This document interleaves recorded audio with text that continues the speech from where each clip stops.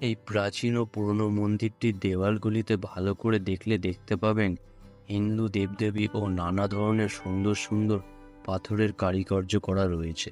মন্দিরটি আনুমানিক 300 বছরেরও পুরনো বলে মনে করা হয়। মন্দিরটির উপরের চূড়ার চারপাশে তাকালে দেখতে পাবেন মন্দিরটিকে বাবা ভোলেনাথের সর্বসঙ্গী নাগ দেবতারা তাদের সুরক্ষা বলয়ে ঘিরে রেখেছে।